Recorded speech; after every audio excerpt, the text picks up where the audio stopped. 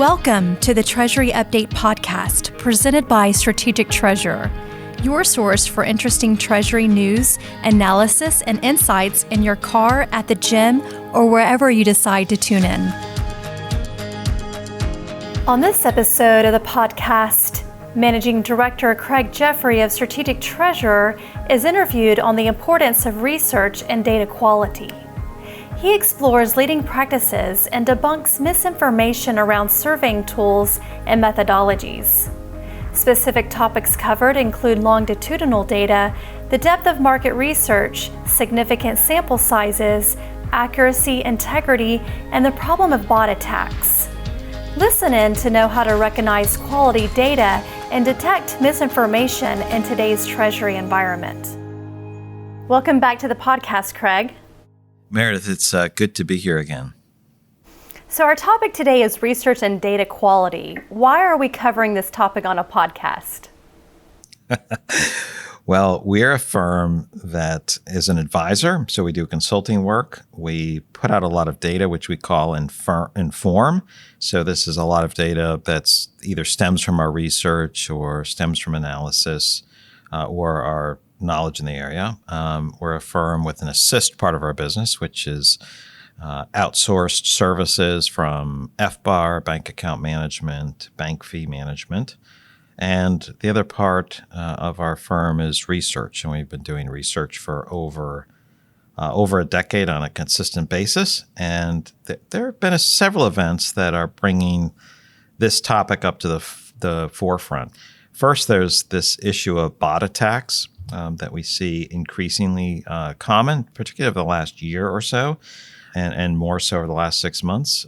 There's also poor use of surveying tools and methodology, which I think compromises data that we see in the space or allows the Treasury professionals to be misinformed. And that's become far more commonplace, especially with the use of not just free tools or inexpensive tools, but tools and some methodologies that don't help you protect against bad data. And I was howling about this in the office or complaining about it. And several people said, do a podcast on it to talk about data and quality and why it's important. And I think they said it to make me be quiet about it and no longer talk about it. But that's why. So while your firm does both primary market research and writes analyst reports, I think it would be helpful if you would explain the difference between firms that focus on research and those that focus on analysis. Yeah, Meredith. So an analyst firm, and I know you know this, but I do think it is helpful as you suggested. So an analyst firm focuses on understanding a service or a technology space. So it might be ERPs or payables or treasury systems. And their focus is to make sense of trends, buying behavior, adaptation shifts, market size, and velocity of activity may be elements that an analyst firm focuses on. And they may do comparisons between different firms or provide their own unique view, some sort of chart that they've given some type of name to. And so the buyers of that are companies seeking to buy technology or investors seeking to invest in a particular technology space. So that's the analyst firm bent. Research, primary and secondary market research, things that we do, for example, and there's a lot of other research firms that may focus on the consumer or person to person or business to consumer. But whatever the research is usually done either using surveys, performing interviews. It could be observations. How does someone use a system? It could be gathering literature and other methods or data points from other research to compile that together. Do you do both kinds of research, primary and secondary? Yes. So I think it's a little over 11 years we've been doing primary market research. In other words, we do the research out in the market. We directly gather the data. For example, we run surveys or we run interviews, capture information on a disclosed, single-blind or double-blind basis. So we certainly do primary market research. We do I think, 12 annual surveys every year. Some have been going on for 11 or 12 years. On the secondary research, we really want to understand data that already exists. And so that could include reviewing a number of other research documents, other survey results, reports. We do less of secondary research, but we will use that to supplement or amplify some of our primary market research. What is so important about research data? How I would answer that would be stems from the basis of what do you want to use that for? If you're a company that's looking to buy a system or to understand what others are doing or where trends are, you're an investor looking to understand the size of the market or adoption rates. Good information is really important. And this is what I was howling on a little bit before, making a lot of noise about, is there's many things that are important about research data. And you may want to follow up on some of these. One is, what is the aspect of longitudinal data? So this is data over time, seeing trends over time as opposed to taking a simple snapshot. You see how things shift over a period of time. Second is depth of research. And I know you're going to ask me about that, but that's like how, the first question might be interesting, but then there's always the question of why, or how is that broken out, or why did 40% answer this way? So there's a depth of research that matters in certain areas and matters a lot in certain areas. The next is significant sample size, is making sure you're sampling a large enough population that it makes sense. You're not getting something that's massively skewed. And that follows on in a couple areas where it's probably more important of late. It has to do with accuracy and integrity. So the accuracy, that matters when we think about bots filling out surveys. Like, why would people do that? Well, that happens an increasing measure, and exactly why they do that. I think we can think of some good reasons why that'd be the case. We can also think of some not so good reasons. But whether or not we know all the reasons why people set bots up to do this, it's certainly a problem, and it's influencing many, many surveys. And some are not knowing about that. And then lastly, there's an integrity, which is really, are you following the guidance and standards for running research, and not using it for marketing, marketing to people who completed a survey that was supposed to be anonymized, and now there's a direct marketing outreach to those people who answered the survey. So those are all problems that impact the overall industry, not just an individual survey. Let's explore some of these, starting with longitudinal data. Sure. So, longitudinal data is really just, data captured over time. So if we do the same survey every month or every year, and you capture a long trend, then you can see, nuances, the rate of change, when things reach an inflection point. This we believe allows greater insight into the market, into adoption, into practices and behaviors. So this is really key for consistency. If you take a snapshot and you get a certain sample size and maybe it's lifted up or skewed, you may not know that this represents a significant change or pickup in adoption.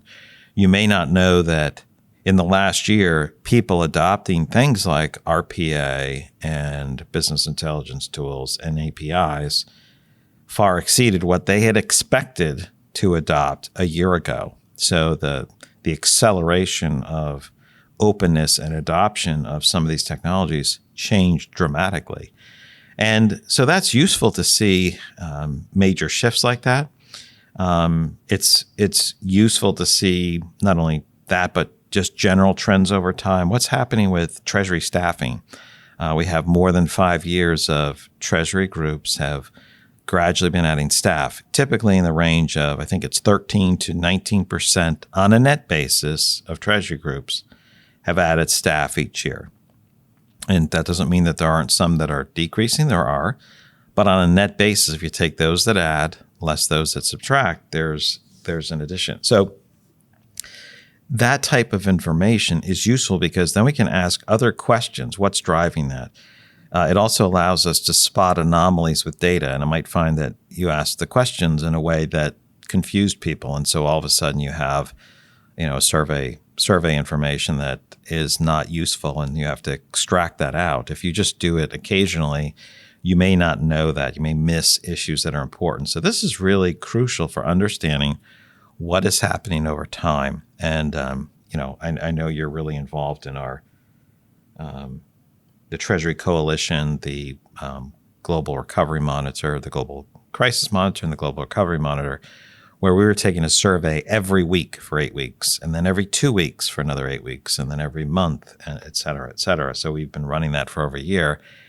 And so far, we've had over 20 cycles. Well, that allowed us to catch really significant changes in a more real-time manner in a dramatic event and happening. So that's why this capturing data over time is so important and offers a much richer experience in looking at what other companies are doing, who's investing in what's changing the marketplace, or perspectives on behavior across the board.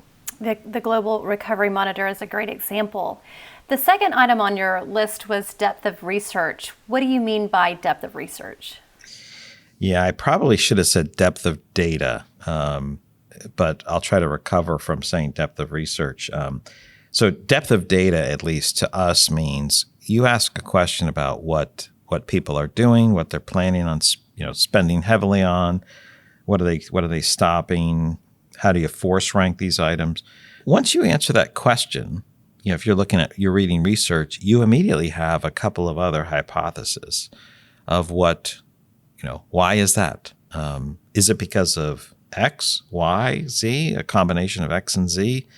So there's some follow-on questions that you want. And if you design a more in-depth survey where there's follow-on questions and branching for certain types of responses within reason, you'll get much richer data to find out, not only what's going on, but why is it going on? Why is it happening? So you can see these additional correlations. So understanding the why of the what is why this depth of data matters so much in our mind.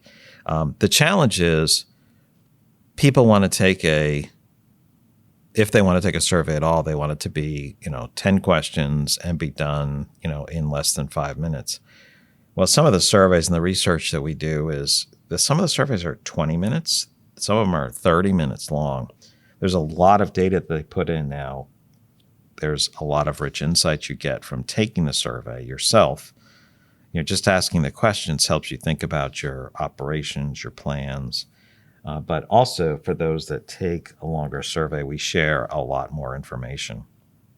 So that's, Meredith, that's part of it. It's hard to get people to do that. And we're really fortunate. We've grown a research group, a group of Treasury and financial professionals who agree to take a certain number of surveys a year. They get more data. They get more cuts of data and information, so they like data. And they commit to basically a couple hours worth of taking surveys a year at max, like 4 or 5 surveys a year will take less than 2 hours over the course of a year. And so that allows us to get a much richer set of respondents, reasonably consistent, data and responses across the board. So that's really useful. I did have a way of making it so that I could define depth of research too. Did you want me to hear what I made up on that? Please, I'd love to hear it. So I was really thinking of depth of data when I had said that originally, but the depth of research, for what we do, we capture so much information. I don't want this to be bragging, but that we do survey after survey, and there's certain areas of some surveys overlap 5% or 10% or 15% with other surveys. And so what this means is for some surveys, we're some questions, some data points, we're capturing them 2 or 3 times a year. And so we can see more refined elements. And so this depth of research, even though we may do a major survey and that only happens every year, some of the questions that we have may cycle up and bubble up in a couple other research activities that we do. And so that allows us, when we compile all of this, to see other trends across the board. So there, depth of data and depth of research. So Craig, I know that you work with a lot of financial technology companies, a lot of banks, and what are companies looking for? What are banks looking for? What are fintechs looking for? How are they using this data? Yeah, that's a good question. So we have 12 annual surveys, maybe more. We do some other ones that cycle in and out.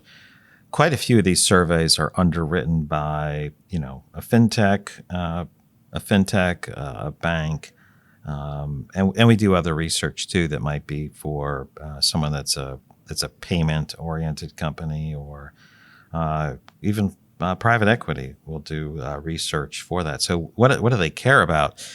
There's a couple primary reasons why people do the research. One is by getting this research, they can share information that doesn't exist in the marketplace. Advertising, if it's not dead, it's pretty much in a non-living state. But if you put out good proprietary content, which is what some surveys can be, you're giving really, really good information to your customers and to your prospects. And so that's going to attract eyes and minds to what's going on. That's really interesting. People want to know what exists, not just what someone's view is or their perspective, or if they're sharing their view and they're backing it up with data from the market or the trend. That's really, really important to gain mind share. So, banks, fintechs, they want to do that. They want to influence the discussion with good data, good information and insights. And that's a really good way to do it. The second is these companies want to understand what's going on in the market in a more nuanced manner. Nobody who's a technology firm or a bank is unmindful of some of the trends and activities going on, but they need calibrated data because they're spending money. They're putting time, energy, and their strength and capital towards certain activities. And if you can refine it so you can cut the data and say, well, these types of companies, this really applies to, or these are the complexity factors that make people use, this type of FX system or netting platform or treasury system or, payment hub. If they understand those elements more carefully, they will know who better to target. They'll know the characteristics that matter, that are more likely to move. If they understand plans to spend, if they understand what are some of the biggest pain points that exist in an area, that can influence their product development. It can influence their marketing. There's a lot of really, really good reasons, especially when something's changing significantly. They need to know, and knowledge saves a lot of time and money and strength. It gives you the confidence to do that. Banks know that. Private equity knows that. Fintechs know that. And so that aspect of information helps a lot. Now, certainly those that underwrite surveys don't see who responded to what. They get summary of the information, but that's massively valuable for people to know what's going on and where they're spending time, money, and where they plan to spend more effort on. So in essence, quality data drives quality decisions. Yeah, I think that's a much tighter way of saying what I just said. Yeah. Back to the items that you brought up from the beginning. I understand significant sample sizes, but could you explain why you brought this up? Yeah, I mean, significant sample sizes is, do you have enough people where it's valuable to understand what's going on in the marketplace? Consumers it requires many hundreds and thousands of responses. When you get to larger businesses, you still want a significant number of company respondents to know that you can trust the data, that there's not too much variance in there. And so there's levels of confidence you can place on the data. And statistical significance is a one measure, but also reasonable sample sizes. And where this matters, and where we see this is, sometimes you'll see researchers or analyst firms put out their great study and plan, and they'll have an N of 16 or 12 or 25 for a market size that might be, several thousand. And how much confidence are you going to have in that when it's not nearly large enough for you to be comfortable? You could be off by 30% or some other number. So part of it's that, making sure it's enough you can rely on it in mass. But to us, what also matters is oftentimes people want to know, how is that different between Europe and North America? What's the difference between these type of companies or some other firmographic breakdown, maybe of complexity? Companies that are in a certain number of countries or have this many bank relationships. So if you're going to cut the data that way, that stratification down into these smaller sub-sample sizes, you need good representation across the different categories. So we think it's really important because you can find differences between not just large and small companies, but by industry, by different complexity factors, different elements of change, where they are in the growth cycle. So we ask a lot of firmographic questions, which allows us to make all these hypotheses, and then test it out with the data. Oh, no difference here, no difference here. Oh, there's significant difference on this factor or this combination of two factors. What's the amount of companies? How many companies are in these sample sizes when we cut the data this way? Yes, now it allows us to refine that some more. So, having the larger the sample size, the easier it is to become confident in not just the first level of analysis, but as you dive down and stratify and make cuts based upon firm-specific information. The fourth item is accuracy. I know some of the story has to do with robots, but what do we need to know about accuracy? Accuracy is important, of course. But, a couple things on this. So, we talk about, robotic process automation on other podcasts about how it can make us move data from one place to another, gather or capture it. Well, people are using that to fill out surveys and, for whatever reason, just to practice the tools, to create fake data, to create fake IDs and create a digital footprint for some of these IDs. Who knows why people do the things they do at an exhaustive level, but accuracy matters. So that goes back to the integrity part. Well, yeah, accuracy flows into integrity, and integrity flows back to accuracy. So integrity, when we talk about integrity, there's an aspect of what's the data being used for? Is it being used for research? Is it being used for selling? Like, oh, I'm going to do a survey, and then we take that data, and then we come back to you and say, would you like to buy this? I see you don't have such and such. And that's a real problem, because if you use that data to sell, you violate standards for surveys. If you use that data to come back and market to them, you create an issue of, I'm not going to fill out any surveys because they're just using that to market to me. It's one thing when you answer questions or you do something, you respond to something that's related to, content. But when you're doing research and you're doing surveys, you can't use it for that. And that poisons the well. It makes it harder for people to respond because they think, you're not going to use it for selling. That'll be the issue. And I'll tell you, it's the integrity that's really, really important. There's lots of ways to get information that will allow you to sell and target companies specifically, but you have to capture that data separately. So, for example, I know we have the principle of least privilege. Our business development group doesn't have access to any of the underlying data. They don't have any of those IDs, et cetera. We have a research group that looks up companies for those that we want to market to.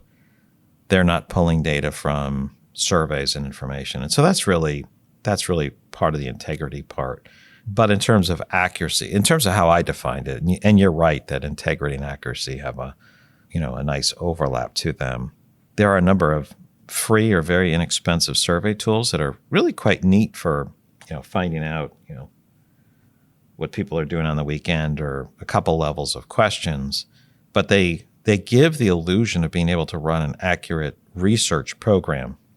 That's good, from a democratization of being able to do research, but it's also bad in terms of it makes people feel a little too overconfident and they don't run and have the discipline of a research program that will solve issues. The second area on accuracy, Meredith, is that there are services that will get you the numbers. If you run research programs, it's hard to get people to respond to surveys, particularly in-depth ones. With a lot of questions, a lot of follow-up. Because who's going to commit to 15 minutes or even 30 minutes to respond to a survey? It's hard to do that. You have to have a track record of people, responding to those. They get good data. And lo and behold, nobody bothered them about, whatever they responded to in the survey with some marketing pitch that showed that they were feeding the data over.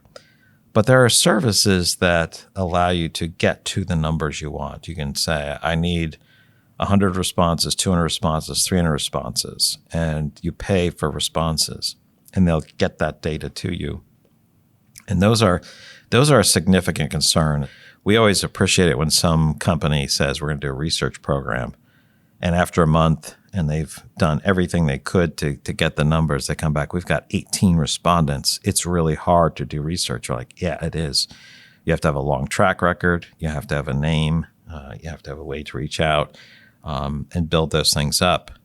Others are, these services that get you the numbers. Perhaps that works on the consumer side for people that'll respond to, surveys about, your favorite flavor of gum or your, whether you use Zelle or Venmo for your payments. Those may be valid in some situations, but the services that get you the numbers on the business to business side, those are, we're going to get 200, 250 responses in a week.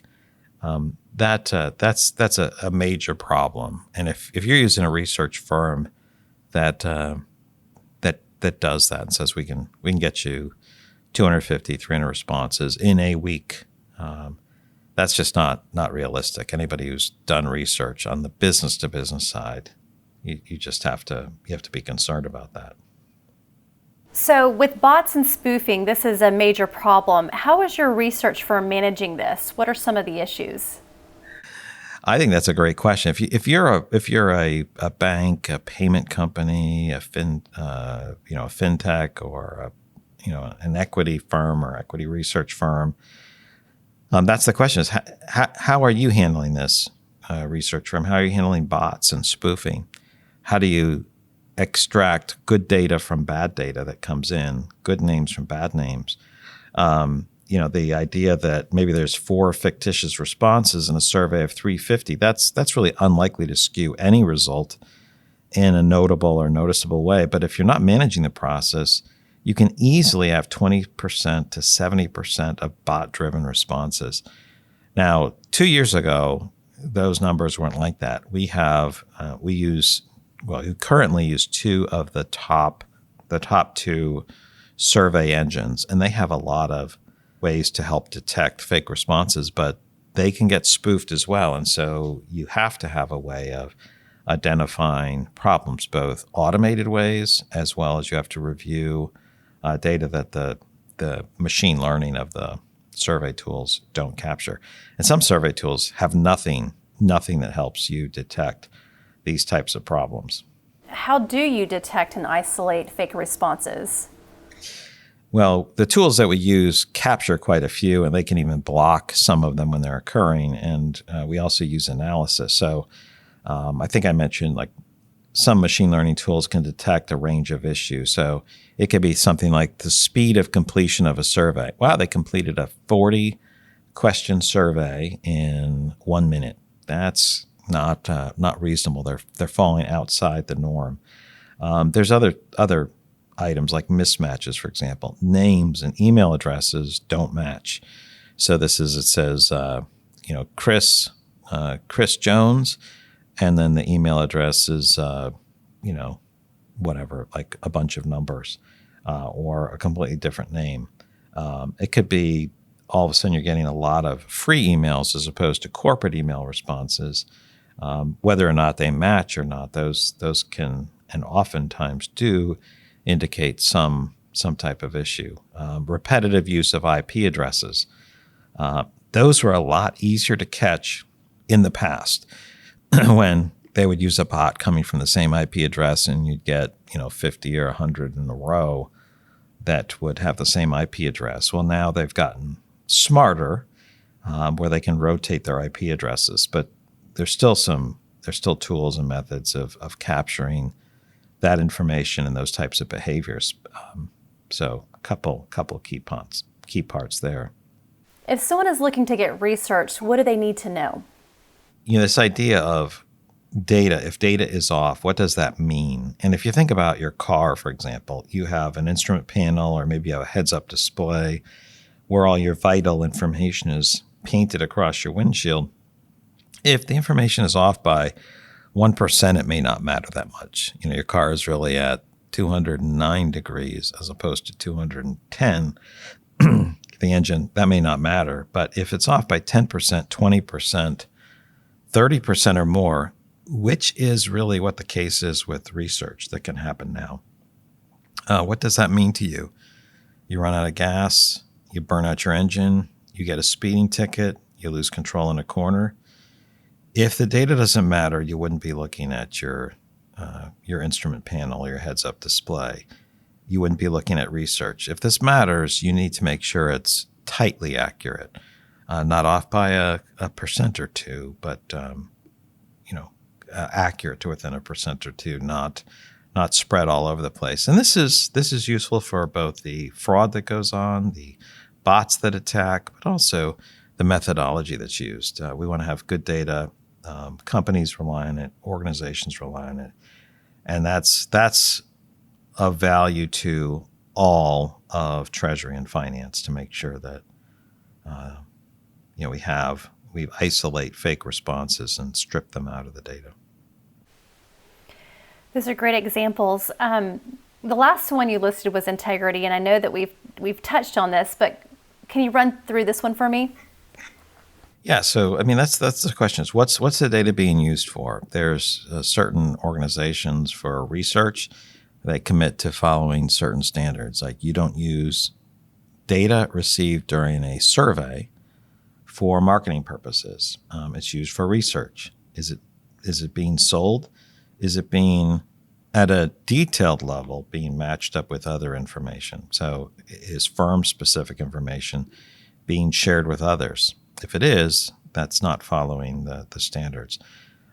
Is it being used for purposes other than for understanding the market or behaviors or general trends, even by different nuanced sectors? That's really useful information, and it doesn't compromise the personally identifiable information or company identifiable information. Those are all really important. That destroys future surveys. So what's the implication of our discussion? Well, I would say for Treasury professionals, why do you care about data? You want to use this for benchmarking, seeing what your peers are doing, where you are compared to them, how that's shifting over time.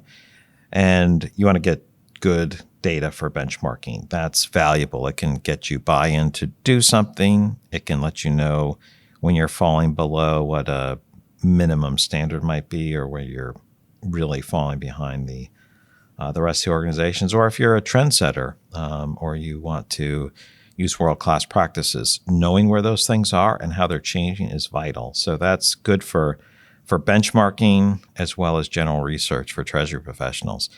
And from what we see, Treasury professionals are big consumers of of research, survey information. We will get double to triple the responses to attend an hour-long webinar on a research findings report, where they'll commit to spending an hour. We'll get double or triple the number of people attending that, as opposed to those that would take the survey that might take 20 or 30 minutes. So think about that. They'll spend triple or double or triple the time to hear what's going on versus taking the survey. So I know some people are like, of course, I just want to hear the results. I don't want to share. But the real point there is that as you go through surveys, you learn about your company, and there's insights gained from that. But also, you want to know what's going on with others. And this idea of we can learn and we want to be students of the data, this is important for Treasury professionals, financial professionals, et cetera. But you also said, what does this mean? And so I was thinking of persona. So Treasury professional and financial professionals, payables, pros, all fall into that category. Underwriters of research, this means you need to make sure you're getting what you're underwriting. You're underwriting, good information, research. You want to have a good voice. You want to make sure that those are lined up nicely. And you should be asking some of those questions. How is the research firm doing it? Even if you've, for example, been using us for a decade, you should be asking us those questions, and you should be asking anybody else who's doing, research or some other activity, because you want it to be of good quality. And then, buyers of research data, there's a lot of people who will pay good money to have data from different sources pulled together, so that you can understand the marketplace, buying behaviors, market size, plans to spend, items that indicate when they'll move away from the bank. They'll move away from bank services in this area. They won't move away from the credit side, but there's a big risk in this area. And it has never been that high except in these situations. Maybe we better develop this or that. So buyers of research data, whether they're an investor, a bank, a fintech, understand what you need, what you're trying to get, and that the process is really important. So, we've talked about survey methodology, the quality of data, the quality of research is really important. I think it's good where there's a lot of data geeks, people who want to analyze what goes on, and it's important that we get quality in and quality analysis out. Well, as you mentioned, quality data and research drives quality decisions. So this is great stuff. Thanks for discussing researching data quality today, Craig, and a few side topics. You've reached the end of another episode of the Treasury Update podcast. Be sure to follow Strategic Treasurer on LinkedIn. Just search for Strategic Treasurer. This podcast is provided for informational purposes only, and statements made by Strategic Treasurer LLC on this podcast are not intended as legal, business, consulting, or tax advice. For more information, visit and bookmark strategictreasurer.com.